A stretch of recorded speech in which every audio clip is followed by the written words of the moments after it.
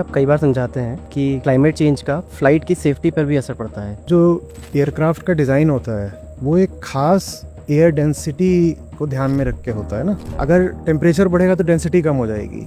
हवा की इतनी कम डेंसिटी में फ्लाई करने के लिए प्लेन डिज़ाइंड ही नहीं होते और बहुत ज़बरदस्त थ्रस्ट चाहिए होता है, खासकर टेक ऑफ के समय। और अगर बहुत गर्मी है तो हवा पतली हो जाएगी, लेस डेंस हो जाएगी। जब लेस डेंस हो जाएगी तो उतना थ्रस्ट नहीं मिलेगा जितना प्लेन को चाहिए।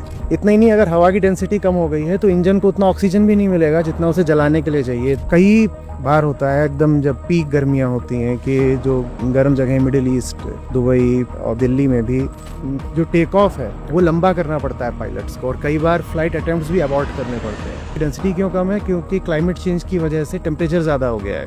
बर्नौलीज थ्योरम उसमें होता है ना कि half rho v square plus rho g h plus P is equal to constant. तो रो उसमें डेंसिटी है, तो डेंसिटी अगर कम हो जाएगी और प्रेशर उतना ही रखना है तो फिर तुमको वेलोसिटी बढ़ानी पड़ेगी ना। वेलोसिटी बढ़ाने के लिए उतना लंबा रनवे भी होना चाहिए। उतना लंबा रनवे हर बार अवेलेबल नहीं होता। तो क्लाइमेट चेंज फ्लाइट सेफ्टी के लिए तो एक बड़ा खतरा है ही। तो आचार्य जी, अभी जो हादसा हुआ है अहमदाबाद में, उसका भी क्या? नहीं, उसके बारे में हम कुछ नहीं कह सकते। वो तो जब उसका जो फ्लाइट डेटा रिकॉर्डर है वो मिलेगा तभी पता चलेगा कि उसमें एक्चुअली क्या हुआ है। लेकिन in principle climate change flight safety के लिए खतरा है।